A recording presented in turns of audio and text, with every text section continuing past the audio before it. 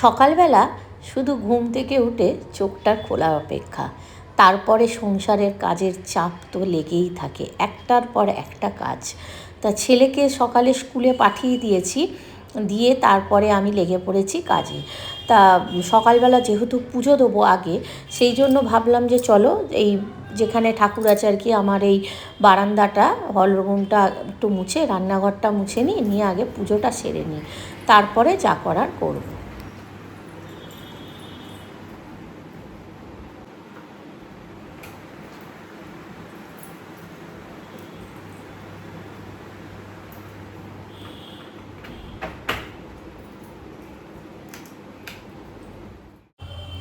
তো ওদিকে ঘরদোর মুছে সোজা চলে গেলাম স্নানে, স্নান করে বেরিয়ে এলাম। আর তোমরা ভাবছো স্নান করেছি অথচ চুল কেন ভেজাইনি? না, আমি চুল রোজ ভেজাই না, আমি ওই সপ্তাহে 2 দিন কি 3 দিন, শুধু যেদিন যেদিন শ্যাম্পু করি সেদিনই মাথাটা ভেজাই, তার আগে ভেজাই না।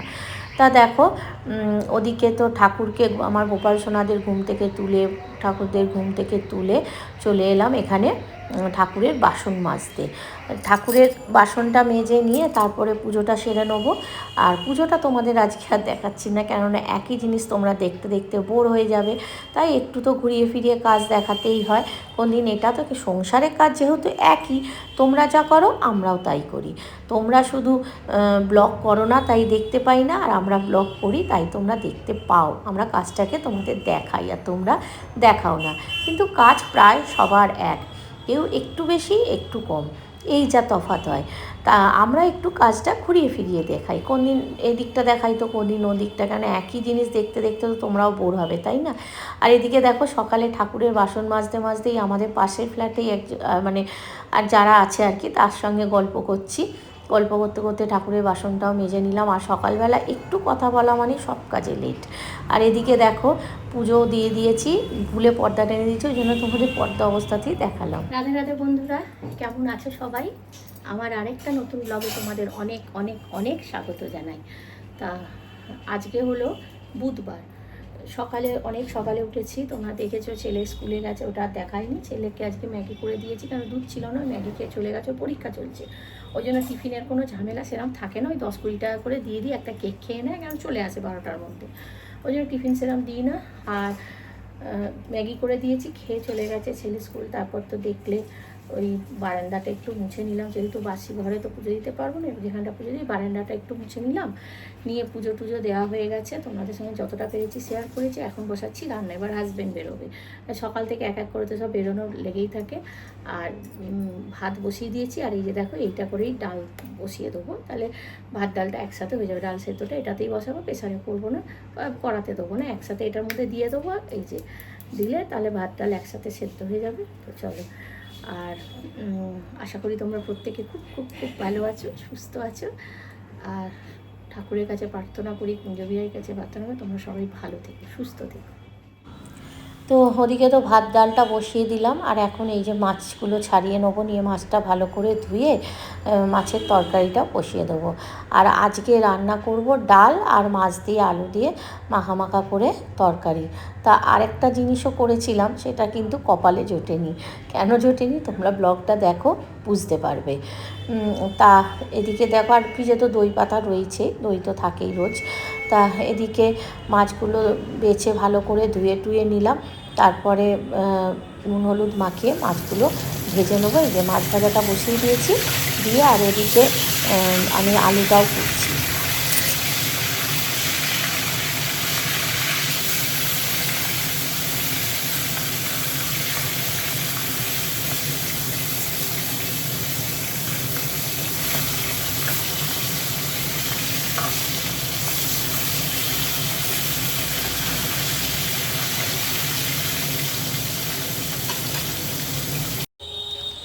তাই দেখো আলুটা কুটে নেবো, আর চলো তোমাদের সঙ্গে একটু গল্প করা যাক, আর মাঝে মাঝে বলে দেবো তরকারিটা আমি কিভাবে করি। তা জানো তো, আমার না বিয়ের প্রায় 31টা বছর হয়ে গেল, শুধু মানে আমি না অনেক কিছু শিখেছি জানো তো, যেমন ধরো বিউটিশিয়ানের কাজ, ফারের কাজ, ওই যে ফারের যে পুতুলগুলো, ডলগুলো, টেডি বিয়ারগুলো হয় না, ওই কাজ, তারপরে ওই জুয়েলারি বানানো, অনেক কিছু শিখেছি। তারপরে নিজের জামা কাপড়ের বিজনেস করেছিলাম, দোকান দিয়েছিলাম, কিন্তু এক এক করে সব ছেড়েছি। কিসের জন্য জানো? এই সন্তানদের জন্য।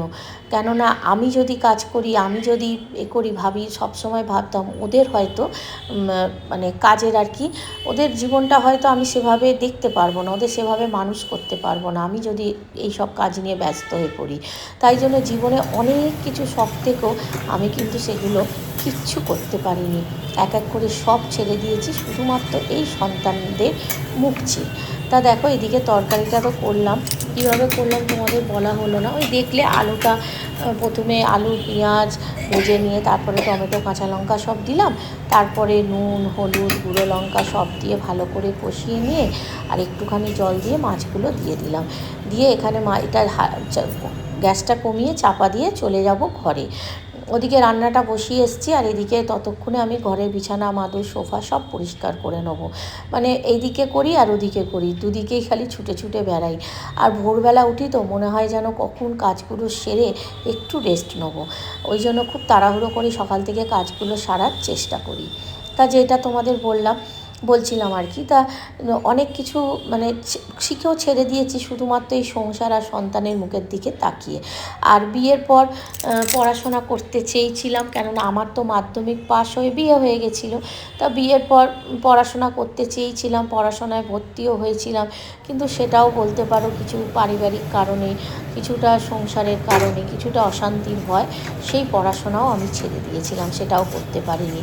তারপর তো একের পর এক সন্তান হলো, আবার যাও শখ করে করে সব শিখছিলাম, সবই সন্তানদের জন্য ছেড়ে দিলাম, কিছুই আর ধরে রাখতে পারলাম না। তা কী করবো বলো, জীবনে অনেক কিছু করার চেষ্টা করেছি। আমার জানো তো জীবনে খুব ইচ্ছে ছিল, খুব শখ ছিল যে নিজে কিছু একটা ইনকাম করব, করে বাবা মা ভাই সবাইকে কিছু না কিছু আমি বেশ কিনে দেবো নিজের মাইনের টাকা দিয়ে। কিন্তু ভগবান এই জন্মে আমার সেই ইচ্ছেটা আর পূরণ করলো না। তা যাই হোক, যেটা বলছিলাম, এই মানে তরকারিটা তো হয়ে গেল, হয়ে এবার ওইটাকে ঢেলে দিয়ে তারপরে আমি ডালটা সাঁতলাবো। আর তোমাদের তো দেখলেই বিছানা মাদুর সোফা সব পরিষ্কার করে ওদিকে চলে এলাম, কেন কি যেন কথাটা খালি তোতলে যাচ্ছে। যাই হোক, এবারে দেখো ডালটা যে তোমাদের দেখালাম না, যে এই ভাতের সঙ্গে দিয়েছিলাম কৌটোটা করে, দেখো কি সুন্দর ডালটা সেদ্ধ হয়েছে, না গলে যায় না চিটে চিটে হয়। সে প্রেশারে করলাম একটা চিটে চিটে মতো হয়ে যায়, ভালো লাগে না প্রেশারের ডাল, ওই জন্য। আর কড়াই দিলে অনেকটা টাইম লেগে যায়, ওই জন্যে একসঙ্গে দিয়ে দিই ভাতের সঙ্গে, খুব সুন্দর সেদ্ধ হয় ডালটা। তো ভালো ওইটা কৌটো থেকে ডালটা ঢেলে নিয়ে একটু হাতা দিয়ে ভালো করে ডালটাকে ঘেটে নিয়ে তারপরে দিয়ে দিলাম জল। এবারে জলটা দিয়েও ঘেটে নিয়ে এর মধ্যে হলুদটাও দিয়ে দেবো, আর ওদিকে ডালটাও সাঁতলে দেবো। আর এই ডাল সাথে না খেয়াল করিনি যে কড়ায় জল ছিল, জানো তো, আমি তার মধ্যে দিয়ে দিয়েছি তেল। এবারে ভয় কী করেছি, ওই তেল জলটাকে ফেলে দিয়েছি, নাহলে তো ভীষণ ফাটবে, আর চারিদিকে তেল ছোটাবে, আর গোটা রান্নাঘরটাও নোংরা হবে, আর ফাটবেও খুব। সেই জন্য ফেলে দিয়ে আবার কড়ায় তেল দিলাম, দিয়ে আর ডালে ফোড়নে দিলাম হচ্ছে তেজপাতা, শুকনো লঙ্কা, আর আজকে কালো জিরে দিয়ে ডালটা ফুটিয়েছি, সাঁতলেছি আর কি। আর নামানোর আগে দিয়ে দেবো ধনেপাতা। আমার ধনেপাতা দিয়ে ডাল খেতে ভীষণ ভালো লাগে, কার কার ভালো লাগে অবশ্যই কিন্তু কমেন্ট করে জানাবে, আমার তো খুবই ভালো লাগে। তাই এদিকে রান্না হয়ে গেছে, আর এই দেখো হাজব্যান্ডকে খেতে দিয়ে দিয়েছি, হাজব্যান্ডও খেতে বসে গেছে। আর হাজব্যান্ড খেতে খেতে ততক্ষণ আমি ঘরটা ঝাঁট দিয়ে দেবো, তাতে আর হাজব্যান্ডকে বাসি ঘরে বেরোতে হবে না। তা দেখো, এবারে ঘরটাও ঝাঁট দিয়ে নেবো, তারপরে তো হাজব্যান্ড বেরিয়ে যাবে। আর হ্যাঁ, তোমাদের যেটা বলছিলাম, তা আমার জীবনে খুব ইচ্ছে ছিল যে কিছু ওদেরকে বেশ দেবো, কিছু কিনে কিছু গিফট করবো, কেননা দেখো ওদের তো কোনো কিছুর অভাব নেই, কিন্তু নিজে করবো আমি দিইনি তা নয়, হাজব্যান্ডের টাকায় দিই, কিন্তু আমার ওইটা না বড্ড খারাপ লাগে যে হাজব্যান্ডে, দেখো নিজের টাকা নিজের হয়, হাজব্যান্ড লাখো টাকা ইনকাম করলো জানি সেটা আমারই হবে, কিন্তু নিজে যে 5 টাকা যদি ইনকাম করি তার ইজ্জত তার সম্মানই আলাদা, কেন সেই হিসেবটা কাউকে দিতে হয় না। আর দেখো ওদিকে ঘরটা মুছে দিয়ে এখানে ডগিদের আমি খেতে দিচ্ছি। কুকি খা, ইট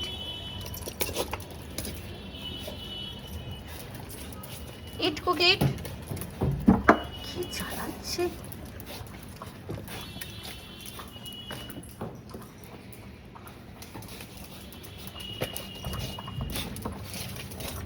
স্টে স্টে।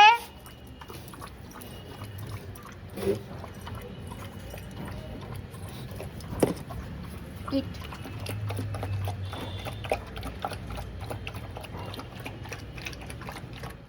আমার তো দেখলে হাজব্যান্ড বেরোলো, ঘরটা ঝাঁটটার দেওয়া সব হয়ে গেছে, বাইরে চলছে বৃষ্টি, কত জামা কাপড় কাচা হয়েছে সব আবার ঢোকালাম। মনে হচ্ছে একটু কমেছে, জামা কাপড়গুলো মেলবো। তার আগে দেখো ওই ডগিদের ভাত করলাম আর ভাবলাম যে একটু কাঁকরোল ভাজবো। দেখলে তো ডাল আর তরকারি করেছি, ভাবলাম একটু আর দই তো পেতেছি, ভাবলাম একটু কাঁকরোল ভেজে নেবো বলে কাঁকরোলটা বসিয়ে ঘরে একটা কাজ করছিলাম। আর দেখো কাঁকরোল পুড়ে ছাই হয়েছে, এইটা এই যেখানে ফেলে দিচ্ছি, এগুলো আর খাওয়াই যাবে না, ফেলে দিচ্ছি। যাক আর কিছু করবো না, আজকে একটু রান্নাঘরটা ভাবছি ডিপ ক্লিন করবো, আর কড়াটাও আমার পুড়ে গেল। এই দেখো রান্নাঘরটা ভাবছি ডিপ ক্লিন করবো, খুব অবস্থা খারাপ হয়ে আছে রান্নাঘরটা, তাই জন্য চলো ওই রান্নাই থাক, রান্নাঘরটা ডিপ ক্লিন করে ফেলি। তো তোমাদের দেখালাম যে কেন আরেকটা রান্না কপালে জোটেনি খাওয়া। ওই যে দেখলে তো কাঁকরোলটা পুরো পুড়ে ছাই হয়ে গেল, তো ফেলে দিতে হলো, ওটা আর খাওয়া হলো না। আর এদিকে দেখো তোমাদের তো বললাম রান্নাঘরটা আজকে একটু ডিপ ক্লিন করবো, কেননা প্রচণ্ড নোংরাও হয়েছে আর তারপরে দেখি ছোটো ছোটো আরশোলাও হয়েছে। ওই জন্য বললাম চলো রান্নাঘরটা আজকে ডিপ ক্লিন করি। আর দুদিন ছাড়াই নয় রান্নাঘর, নয় ঘর, নয় ডাইনিং হল, কিছু না কিছু পরিষ্কার করতেই আছি। এদিকটা পরিষ্কার করছি তো ওদিকটা নোংরা হচ্ছে, ওদিকটা পরিষ্কার করছি তো এদিকটা নোংরা হচ্ছে। আর একা হাতেই সব পোষ্য করা, তো যখন যেরকম সুযোগ সুবিধে পাই তখন সেরকমভাবে নিজের মতো করে নিই।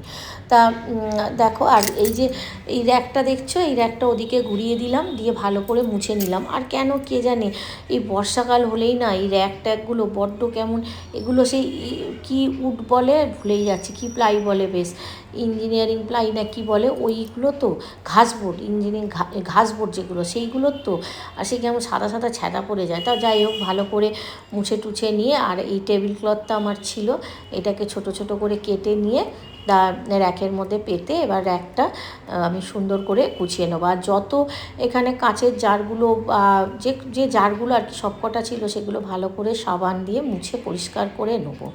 এবারে দেখো আরেকটা র্যাক যেটা ওইদিকে ছিল, একদম ঢুকতেই রান্নাঘরে সোজা ছিল র্যাকটা, এই র্যাকটাও আমি এখানে এনে বসিয়ে দিলাম।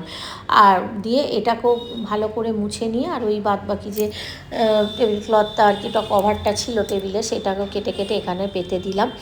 আর রান্নাঘর যখনই ডিপ ক্লিন করা হবে, জিনিসগুলোকে তো বাইরে আমায় বার করতেই হবে, তা কিছু জিনিস বাইরে বারান্দায় রেখে দিয়েছি, সব এক এক করে গোছাবো, তোমরা দেখতেই পাবে।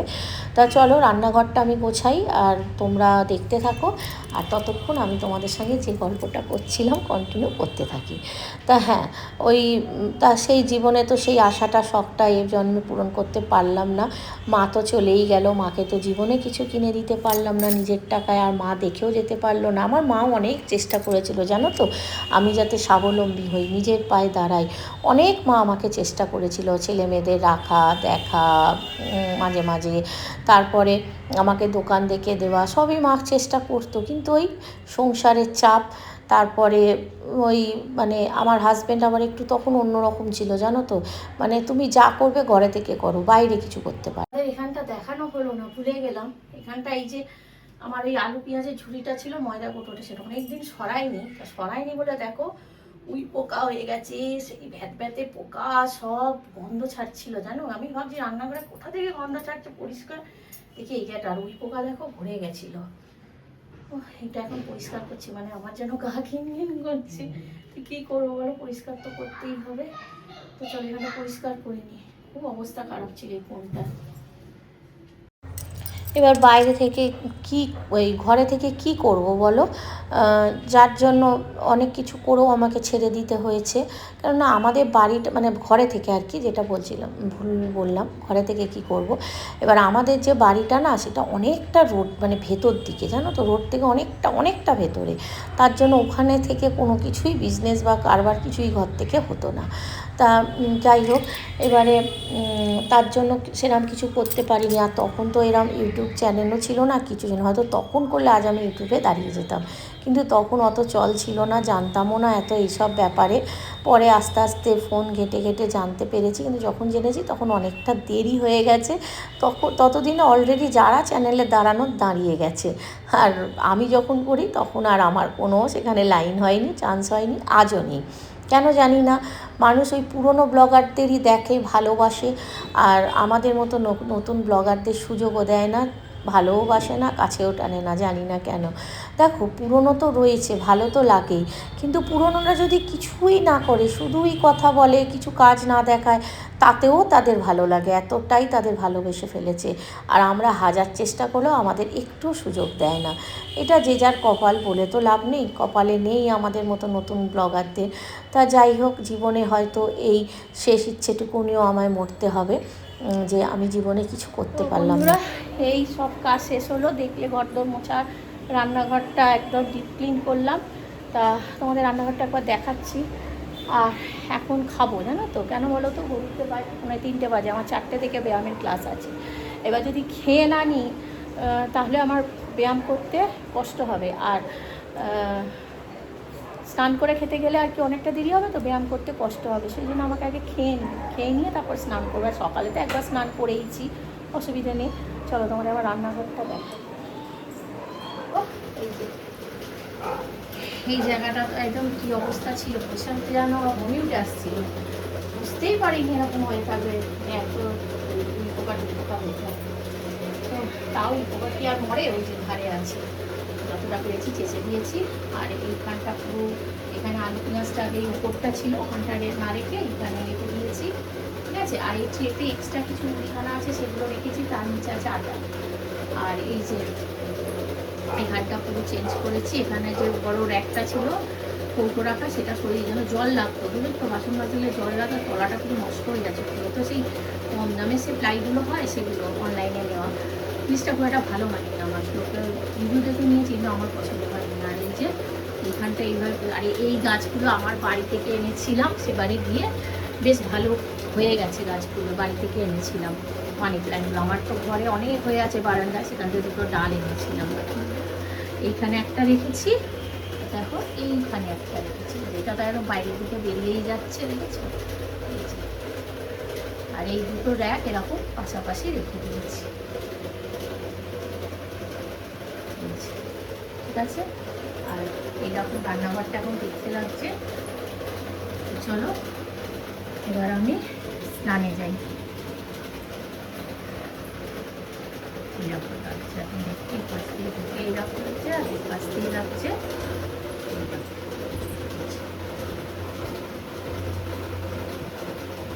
ঠিক আছে, চলো। শুভ সন্ধ্যা বন্ধুরা, সেই সবই শুভ সন্ধ্যা, কি বলবো, এখন শুভ রাত্রির দিকে, মানে 9:30 বাজতে যাইলাম রান্না করতে। রুটি তো করা আছে, একটুখানি ওই কিমা আনা আছে, চানাটা সেদ্ধ করে রেখেছি, এবার একটু মানে কিমা দিয়ে চানা মশলা করব রান্নার মধ্যে। আর তোমাদের আমি দেখাই, অনলাইন থেকে না কয়েকটা কাঁচের শিশি নিয়ে এসেছি, কেননা মশলাগুলো রাখছি সব প্যাকেটে প্যাকেটে করে রাখছি, শিশিগুলো কমে গেছে। আসলে অনেক শিশি রেখে দিয়ে দিয়েছিলাম যখন আমার বাড়ি চেঞ্জ করেছিলাম, তাই জন্য। তা চলো তোমাদের দেখাই একবার কিরম ধরনের মানে জারগুলো নিয়ে এসেছি। দাঁড়াও, এই দেখো,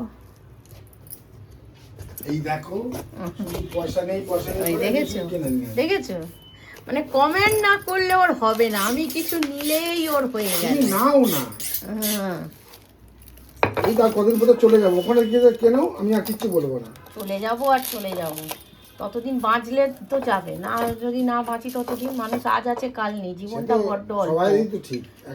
এই যে এইটা, অতএব মানুষের জীবনের কোনো ঠিক নেই, আজ মানুষ আছে কাল নাও থাকতে পারে, ঘুম থেকে উঠে দেখবে সে হয়তো নেই। এই যে এরকম 6টা, বেশি দাম নয়, 6টা 500 টাকা নিয়েছে। বেশি দাম না, 500 টাকাটা বেশি না। না, এখনকার দিনে 500 টাকার অ্যাকচুয়াল কোনো দাম আছে? দাম তো নেই, কিন্তু আমার কাছে এখন দাম আছে। মানে বাজারে গেলে 500 টাকা তো কিছুই হয় না। একটা ইলিশ মাছ কিনলাম 2-2.5 টাকা, তাহলে পেটে খেয়ে নিচ্ছে, অথচ একটা জিনিস কিনলে হিসেব করে। তা চলো এইগুলো কিনে রাখলাম, দেখা যাক কোথায় কি রাখবো এখন। আর এই যে এই তাকগুলো তো খালি আছে, চলো গুছিয়ে রাখি দিয়ে রান্নাটা বসাই। এই যে দেখো আপাতত কাঁচের শিশিগুলো এরকমভাবে রেখে দিলাম, এবারে পরে দেখবো কোথায় কি রাখবো। ঠিক আছে, জিনিস যখন একটা একটা করে আসবে ভরবো, আপাতত এরকম থাক। আর এখানে তো এইগুলো রইলই।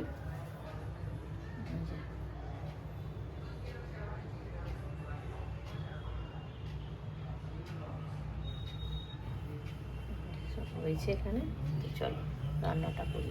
ব্লিঙ্কিটে কয়েকটা জিনিস আমি অর্ডার দিয়েছি। এই যে আমার ফেস ওয়াশটা ফুরিয়ে গেছিলো, আমি এই ফেস ওয়াশটা ইউজ করি প্লামের। এই ফেস ওয়াশটা অর্ডার দিয়েছি। আর দিয়েছি হচ্ছে কাশ্মীরি লঙ্কার গুঁড়ো, আর হচ্ছে দিয়েছি, এটা কি দিয়েছি, হ্যাঁ চানা ডাল, মানে ছোলার ডাল যেটা আর কি, ওই চানা ডাল।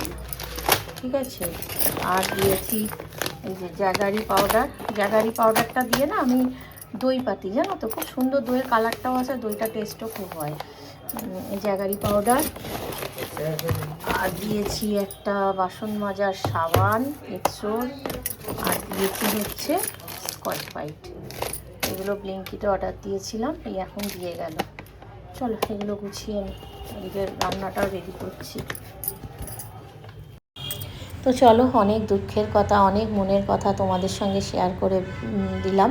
আর তোমাদের সঙ্গে শেয়ার করতে আমার খুব ভালো লাগে, জানো তো। কেননা তোমরা আমাকে বন্ধু না ভাবতে পারো, কিন্তু আমি মনে করি তোমরা আমার as a friend, as a বন্ধু, অ্যাজ এ গাইড, সব কিছু।